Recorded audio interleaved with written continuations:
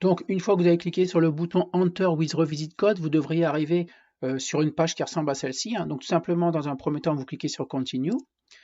Donc, vous allez voir apparaître une nouvelle fenêtre ici, la fenêtre verte qu'il y a ici, hein. Donc, pour ne plus la voir la prochaine fois, vous cochez Do Not Show Again. Donc, ça, vous le cochez avant de cliquer sur Continue. Donc, moi, je ne vais pas la cocher, mais vous cochez bien ici Do Not Show Again, hein, d'accord? Et ensuite, vous cliquez sur Continue. Comme ça, la prochaine fois, vous ne verrez plus cette fenêtre.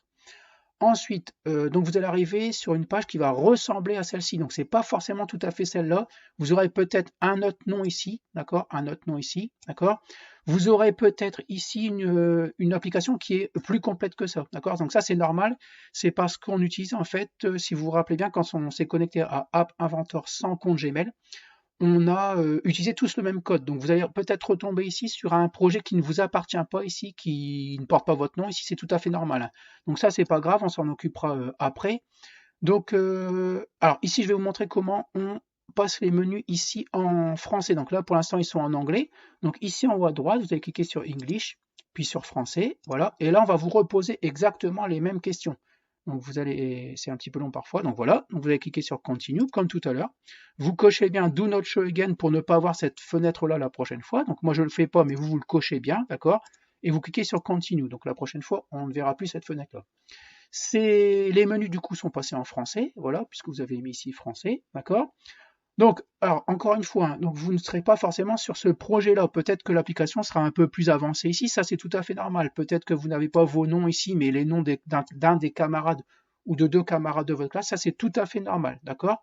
Donc en fait, pour revenir pour retrouver votre projet, vous avez cliqué le projet qui porte votre nom, vous avez cliqué sur Projet, mes projets, d'accord? Donc ici, c'est pareil, vous pouvez très bien trouver ici toute une liste de projets qui ne portent pas votre nom. Donc vous aurez peut-être mbot BLE mouvement avec le nom 1, le nom 2 de votre camarade ou de vos camarades, ça c'est tout à fait normal. D'accord? Encore une fois, on utilise un seul et même code pour toute la classe. Donc ici, en fait, tous les élèves ici vont enregistrer leurs fichiers ici. D'accord? Donc on va les voir apparaître ici. D'accord?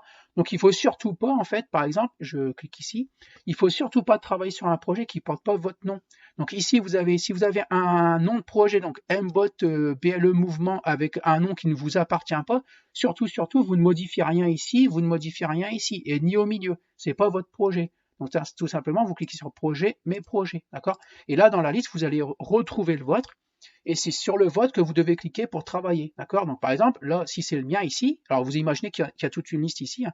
Si c'est le mien ici, avec mon nom, par exemple de Vim ici, bah, je clique dessus, et à ce moment-là, je vais voir apparaître ici le nom de mon fichier, avec mon nom à moi, mon nom de famille, d'accord? Et c'est sur ce projet-là que je vais pouvoir travailler, hein, d'accord? Donc bien sûr, projet, mes projets tout le temps, et on clique bien sur le projet qui m'appartient, hein, d'accord? Donc le projet qui porte mon nom, ou vos noms si vous êtes en binôme.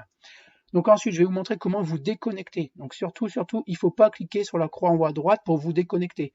Un petit peu avant que ça sonne, je vous le dirai. Je vous dirai, il est l'heure de se déconnecter d'App Inventor. Donc il faudra bien cliquer sur Anonymous et se déconnecter. Donc évidemment, là, on ne le fait pas, hein.